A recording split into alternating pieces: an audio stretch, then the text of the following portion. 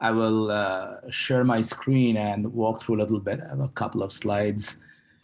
So,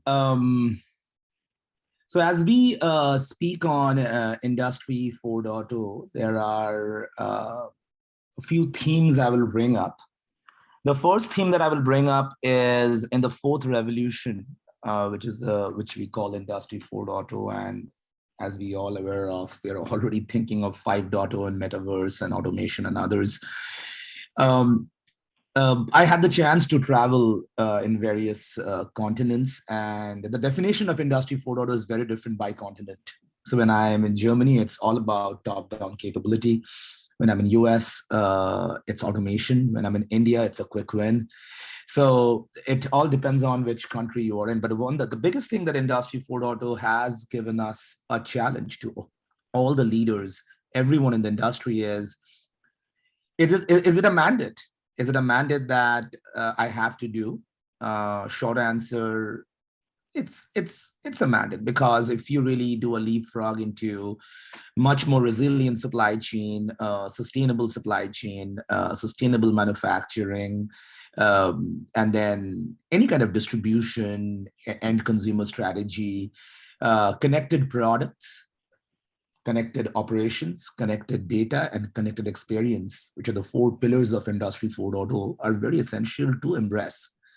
So one area that I feel like is really getting a lot of buzz is sustainability. I will give you a quick flavor to that. So a typical outcome would be on the fourth revolution is a mindset to, in the four walls of manufacturing, moving your mindset towards a profit center mindset. Manufacturing is a cost center. Supply chain in a broader way is a cost center.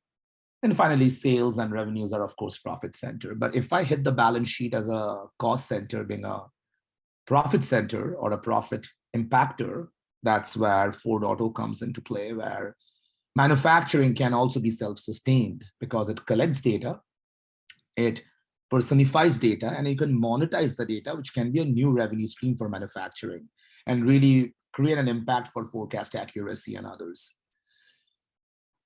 So one of the areas that I picked up is industrial manufacturing. I was thinking that which sector I should pick up, and I picked this up and said, really where the world would be moving much more visionary when we have flying cars in Japan and coming across the globe in the next 10 years, is how can we create a marketplace and build the ecosystem? The first theme was every country sees it differently, but at the end, everyone wants to be a profit center, right? The second theme is, can I be a part of the ecosystem?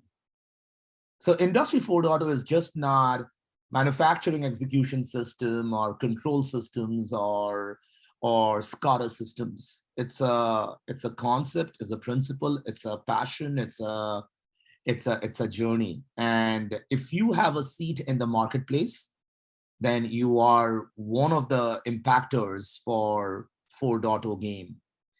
And the third concept that I would like to, so country specific, profit center specific talks, and then we talked about cognitive marketplace specific.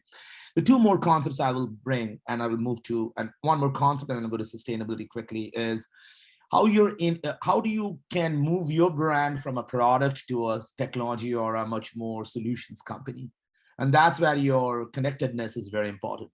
Smart products, insights, core services, and advanced services. And if you really see the whole gamified Industry 4.0, it really has impacted sustainability. It's really impacted how people are embracing sustainability. So suddenly it's all about sustainability. But also from a small to mid to large market space, this is actually a fundamental that you have to ready if you want to do a green IT strategy and implementation, you want to have a brand risk analysis, if you want to do energy waste and strategy, if you want to be the best retailer in the ecosystem, that best also involves a lot of green into it. And that's where now the rubbers are meeting the roads. It's basically how Industry 4.0 and the best practices post-COVID have been all over the place. So get your actions in place, give your structure, embrace Industry 4.0, and be more sustainable. That's my 5-minute spiel. Thank you.